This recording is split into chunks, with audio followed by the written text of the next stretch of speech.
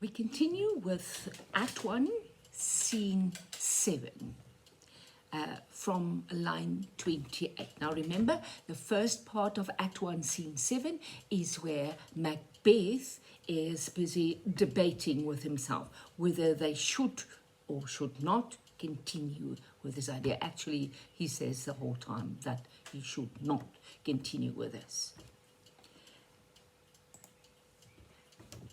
Macbeth sees Lady Macbeth entering the room. Remember, he separated himself from everybody by going into another room so that he could think about the murder, and she's now entering the room where he's standing.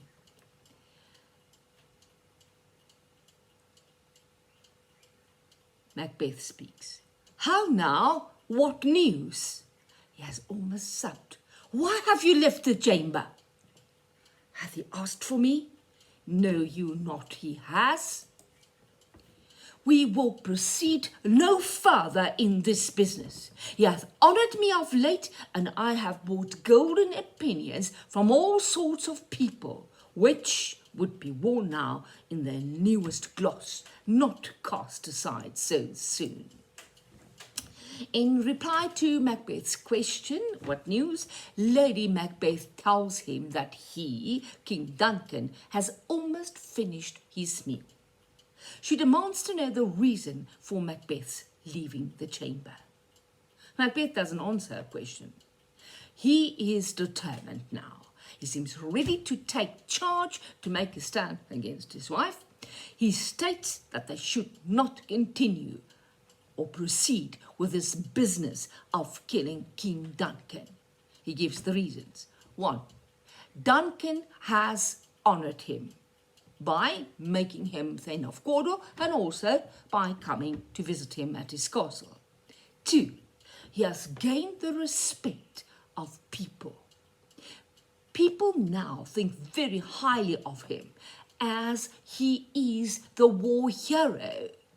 He has bought golden opinions, gold, precious opinions. This is, of course, a metaphor, which would be worn now in their newest gloss, not cast aside so soon. This is another of the images of clothing. It's also a metaphor.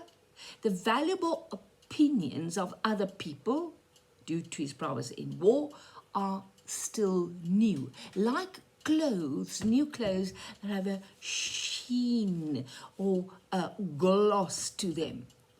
He says that these valuable opinions, the clothes, should be worn and enjoyed, not thrown aside so soon.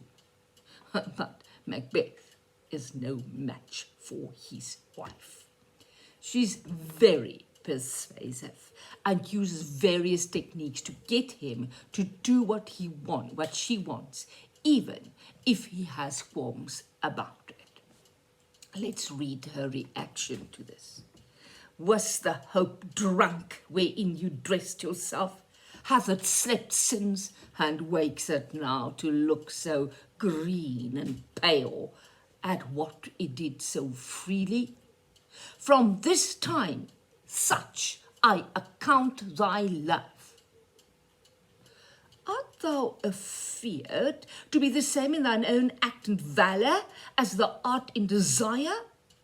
Wouldst thou have that which thou esteemest the ornament of life, and live a coward in thine own esteem, letting I dare not wait upon I would, like the poor cat in the adage? It seems as though there must have been a conversation between Lady Macbeth and Macbeth. This conversation must have been about the killing of the king, which they discussed at the end of Act 1, Scene 6, and Macbeth said that they should speak further, and the discussion that they're having now. It seems as though during this conversation, Macbeth had agreed that they should kill Duncan in order to gain the crown. Was the hope drunk? The hope of getting the crown? Was it drunk, like a man who becomes drunk and in his drunkenness has Dutch courage and believes he can do everything or anything, but afterwards he does not feel so hopeful anymore? Was the hope drunk wherein you dressed yourself? This is, of course, another clothing image. And wakes it now his hope is waking up. So was your ambition false then?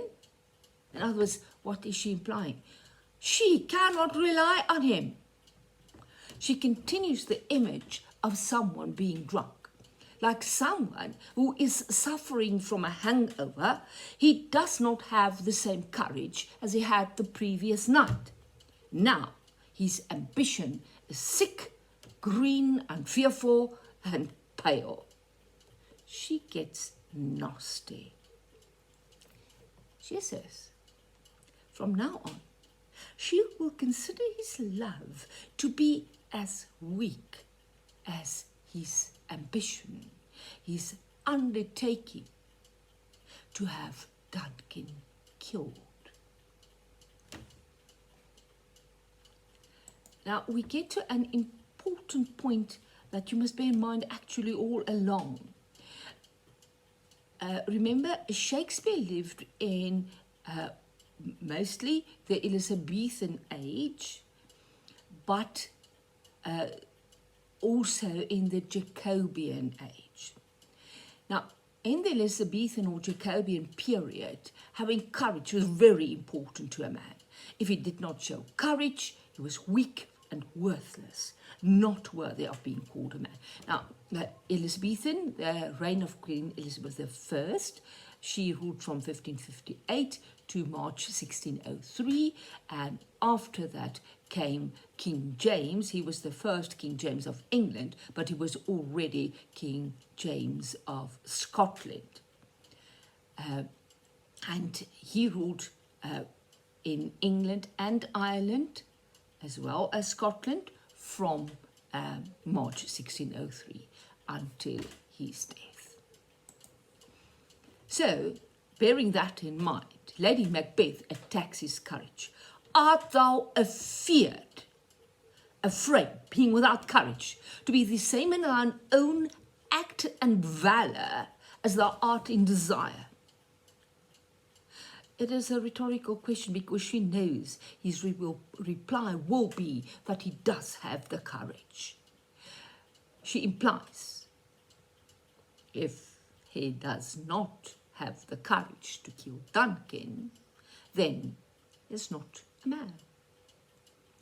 Wouldst thou have that which thou esteemest the ornament of life, and live a coward in thine own esteem?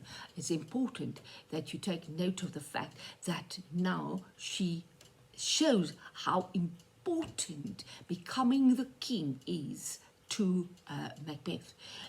He regards it as the ornament of life. Wouldst thou have that, the kingship, which thou esteemest the ornament of life, and not have the courage to take it? Letting I dare not wait upon I would. Would you let your courage wait upon I would like to have it? In other words, only a supposition. In other words, would you like to be the same person in your actions and bravery as you are in your desires? Like the poor cat in the adage. Now, there's a saying that spoke about a cat who sincerely wanted to catch a fish, but he was not prepared to get his feet wet. Now, Macbeth wants the crown, but does not want to kill Duncan. And of course, Macbeth retorts. He responds to her attack by saying, I dare do all that may become a man. Who dares do more is none, is not a man. So he immediately protests that he is courageous. Any creature who does more than he does is not a man, not human, and therefore devilish, subhuman.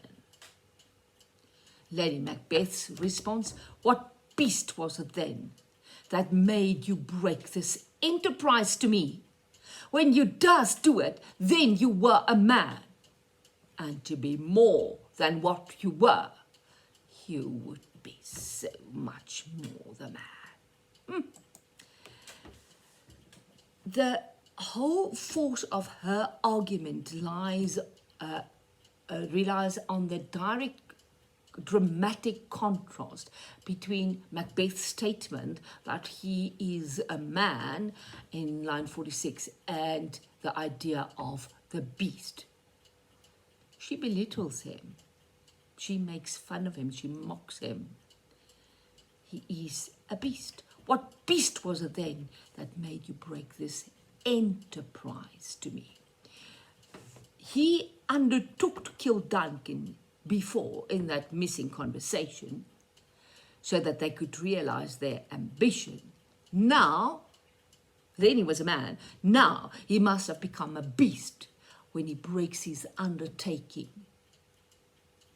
He'd been a man when he agreed to kill Duncan. Now he is no longer. When you durst do it, when you had the courage to do it, then you were a man.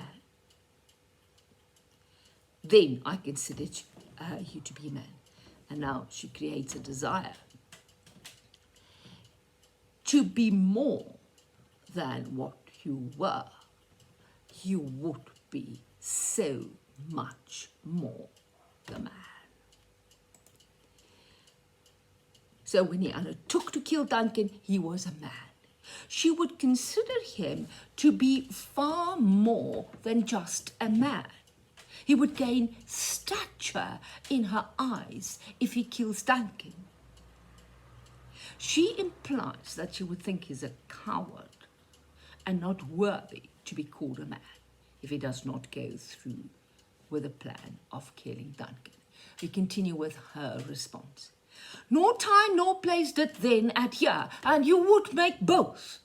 They've made themselves, and that their fitness now does unmake you. When there did not seem to be an opportunity, a time nor a place, you were willing to take steps to ensure that there would be a time to commit the deed. Now, it's again part of that missing conversation, apparently. Now that both time and place, the present, your own castle, have occurred without your doing, you lack the courage. It ruins you that you have the opportunity to do so. And now, the worst part of her argument, most convincing part of her argument, actually.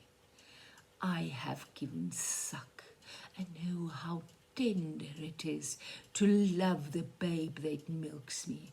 I would, while it was smiling in my face, have plucked my nipple from his boneless gums and dashed the brains out, had I so sworn as you have done to this. Many people debate about whether she is speaking about a child from a previous marriage, or another child, or whether she really knows what having a child is like. It does not really matter. She indicates that she knows the tender feelings that the mother has for the baby she is nursing. This makes her next statement even more horrifying. She's so determined to kill the King Duncan, that she would go against this natural inclination, which she has experience of, to love and care for the defenseless baby, defenseless, his boneless gums, the teeth seen as a way of protecting yourself, and rudely take him from the breast and knock his head against a wall, against stones, so that the brains would spill out, really. The sting of her argument is in the tale. She says if she swore to kill the king as he did, she would fulfill her promise, even if it took killing her baby. Now let's quickly have a look at the language. This is again the second type of conditional. If she swore, she would fulfill. Remember, the past verb there, swore, always goes along with would fulfill, or whatever the verb might be there. The condition refers to a present situation. Right, back to the text. She makes him feel inferior to her, a woman. She has the courage to go ahead as planned, but he is too weak. So her next tactic is to make him inferior. He is inferior to her, a woman. She has the courage to go ahead as planned, but he is too weak. Now let's read up to from 59 up to 72. If we should fail, we fail. But screw your courage to the sticking place, and we'll not fail. When Duncan is asleep, whereto the rather shall his day's hard journey soundly invite him. His two chamberlains will I with wine and wassail so convince that memory, the water of the brain shall be a fume, and the receipt of reason a limbic only. When in swinish sleep their drenched natures lies, as in a death, what cannot you and I perform upon the unguarded Duncan? What not put upon his spongy officers, who shall bear the guilt of our great quell? Okay, back to 59 to 61. Macbeth may be considering it, but he is still worried. What if we should fail? Now, Lady Macbeth responds. Her response suggests that she does not even consider the prospect of failing. She uses a rhetorical question to create this idea. One can almost hear her tone of disdain when she asks this question. We fail. And now she puts the onus on him. But screw your courage to the sticking place, and we'll not fail. She uses an image of archery, of shooting with a bow and arrow. When a soldier prepares his bow, remember, the bow is left unstrung when you store it, and then you have to bend the bow down in order to fix the string in its place. So then he tightens the string until the peg sticks. She means he should tighten up his courage until it is fixed in the place necessary for the murder of Duncan. And then they will not fail. Okay, and here is Lady Macbeth's master plan. When Duncan is asleep, whereto the rather shall his day's hard journey soundly invite him. Okay, let's have a look at that first. Duncan must be asleep. He will fall asleep easily because the journey of the day was difficult and there was the fighting going on and everything. His two chamberlains, the chamberlains, the guards, or the caretakers of the man in the bedroom, will I, with wine and wassail, so convince that memory, the water of the brain, shall be as fume, and the receipt of reason a limbeck only. So she will ply the gods with wine and merrymaking. In other words, they'll party a lot. Then their memories will be fumes, insubstantial, so that they cannot warn their reason against attacks on what is logical or not. When they will be sleeping like pigs, like swines, when in swinish sleep, their drenched natures lies as in a death, okay? So they will be asleep, they will be sleeping like pigs, their natures will be drenched, they will have soaked up all the liquor as though they are dead. Then Macbeth and Lady Macbeth can do anything to Duncan, as he will not be guarded. She uses another rhetorical question to create the idea that there's no end to what they can do. The opportunity is limitless.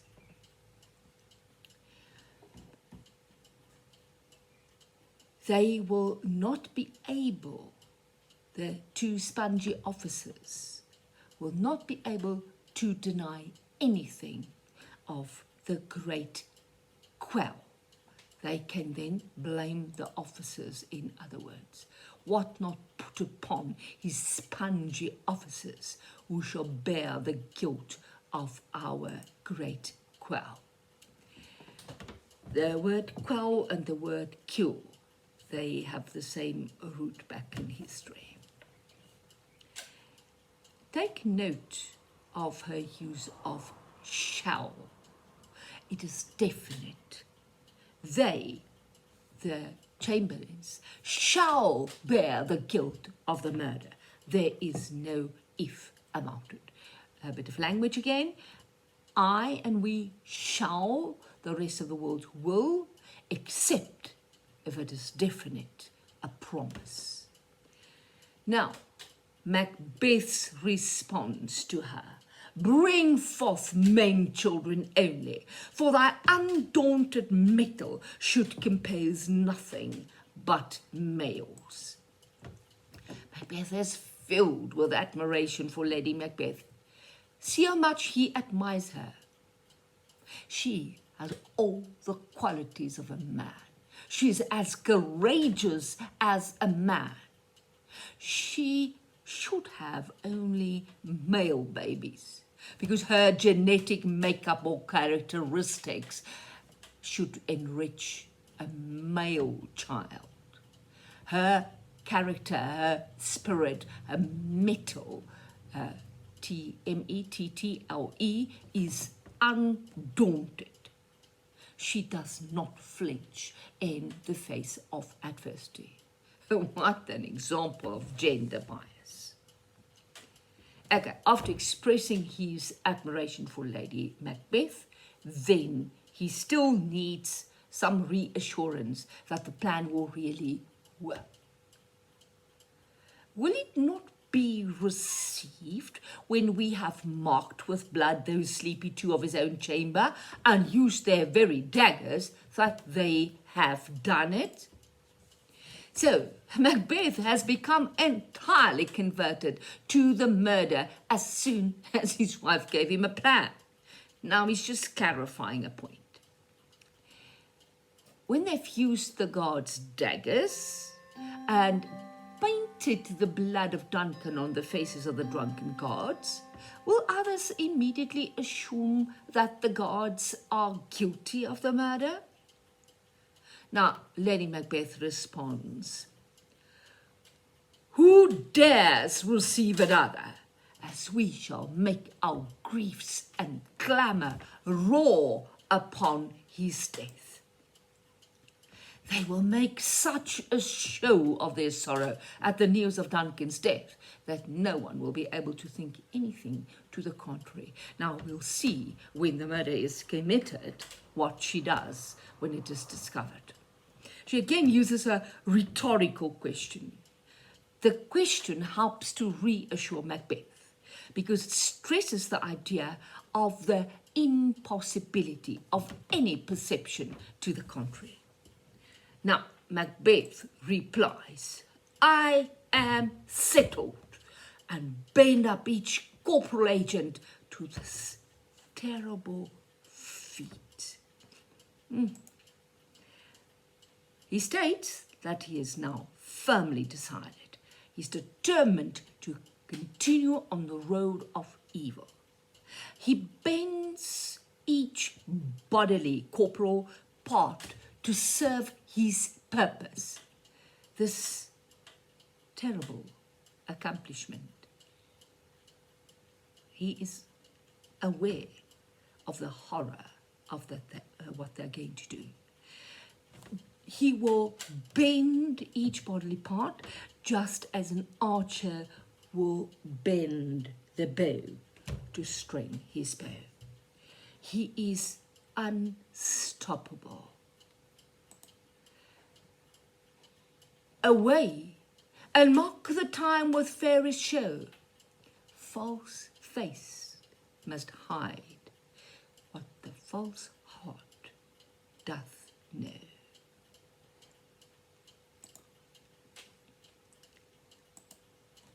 He tells her they must rejoin the others in the party and make fun of the occasion. They must hide. They must put up a good show to delude all the observers. So they must enjoy the party so much that no one will suspect anything. His tone is almost regretful when he says that with a false expression, the face must hide what the heart knows. The heart knows it is false. It is betraying its king. Another example of the theme, appearance versus reality. Finally, Act 1, Scene 7, done and dusted.